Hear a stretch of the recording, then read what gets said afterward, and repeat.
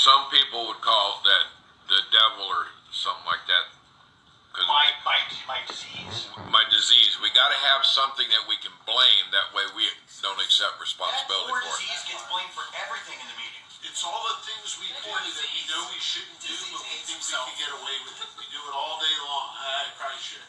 I'm supposed to follow the speed limit, but there's never any cops here. I'm all right. It's all those. My disease made me speed, though. It was my disease that made me speed. Yeah. That was my formatory thinking. Why do we tend to take that power away from ourselves so much though? I do it tremendously. I take, the without defense against the first drink line to, a whole new level. Wait.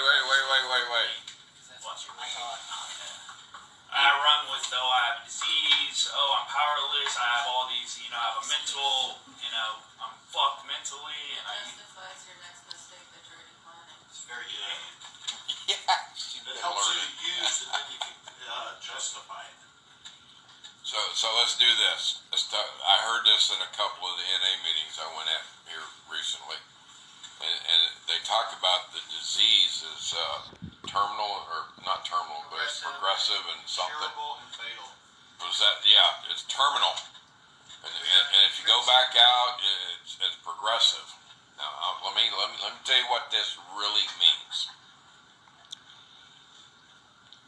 I got high and I got drunk. Then I got caught, then I went to jail. But anyhow, Brandy, that's my daughter on there. She's going like OMG. Let me tell you what progressive means. The disease of alcoholism or drug addiction. The disease would be addiction, and the identifier is the substance that you use. Okay, so your disease has nothing to do with the alcohol or the drugs. Your disease is your inability to make a choice. Because once you start, something else is controlling you. But here's what makes it progressive. The knowledge that you possess today must be squelched, killed, murdered, stamped out in order for you to drink another drink after you take the first one. So in order to do that, you will now slam down 3 drinks within 15 minutes because you're a manly man. But that's the only way that you're going to feel better about once you know. You cannot not know.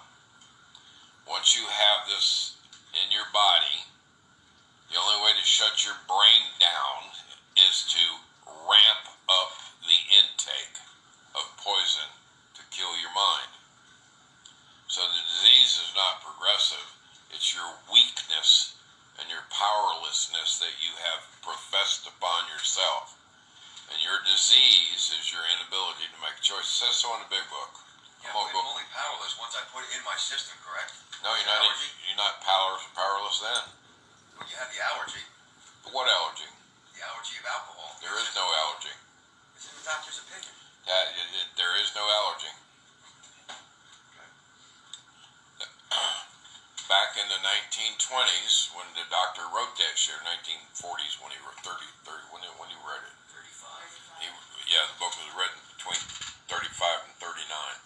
So when the doctor wrote that, at that time, what they understood about the mentality of the human mind was very limited.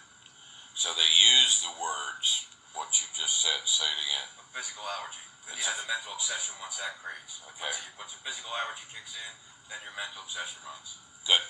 So the physical allergy is this. You need to have 3 drinks to do what yesterday 1 drink would do. What about before I became in recovery? What was my issue then? I didn't have an allergy then. No. You were just obsessive compulsive. Yeah, you had the power of choice. And all an allergy means is an abnormal reaction. Correct. Okay. So it's okay to say I have an allergy to. She's got an allergy to strawberries. It'll kill her. But she's got. If she ever eats a strawberry, somebody eats one and rubs up next to her, she's liable to break out. But she's got that little EpiPen that she can stab herself. I think the big book says it's a disease of the mind. It's a disease of the mind. They say once we ingest it, it's an allergy of the body, which becomes a mental. It says that therefore we believe the problem centers in our mind. Yes. That's what it says. Now that was the opinion of the first 100 that stayed sober, not somebody that was drinking and wrote about it. Correct. Because the doctor was. These doctors looked into it for years too. Yeah, that's fine. So I want to ask you a question. Are you powerless over alcohol? No. Are you powerless over drugs? No. Then why do you use? Because it was my choice.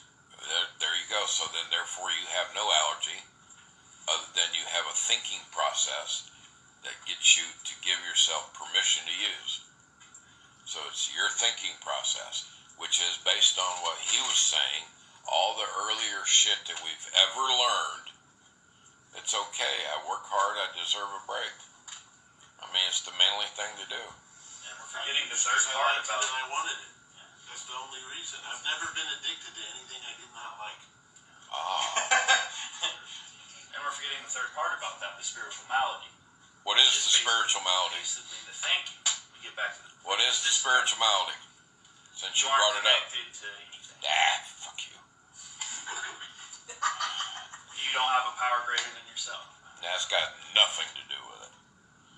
The spiritual malady is you believe you're powerless. The thinking.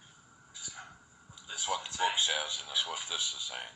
But once the spiritual malady is solved, then the mental and physical soon follow. Why is the spiritual malady the first thing needs to be solved? You need to be told that you are not powerless. That's your belief in your faith. You have belief and faith that you're sick and you can't get better. I'm 33 years in. I think about drinking every damn day, putting up with you knuckleheads. You know? I bet. Yeah, about me drinking. Yeah, I'm ready to get. I'm just saying, in every day of your life, you talk about drinking in one way, shape, or form, of helping somebody stop drinking, Yeah. or giving them a reason why they should. Yeah. Dustin's going to be your sponsor. Yeah, that's right. If I drink, Dustin will be my sponsor. I am not taking my pants off. Whatever it takes to get sober. Okay, all right, I will. Willing to go to any lengths. I'm willing to go to any length, even that big long thing. My daughter's on here. Brandy's on. The illness is your choices. So the progression of your disease that's controlling you is Getting rid of the yuck because you can't stand yourself no more. yeah. You learned something about recovery. You believed it. Now you go back out. Going out, it's not good. There you go. That's what they talk about. But you'll hear me talking in your back of your head for years to come. So, what time is it? 7:22. Holy moly, we're flying. We stopped. The what? Stopped. You want to stop? We're in a good spot. Okay. Teacher says stop. So anybody got any questions? Mike, you got any questions back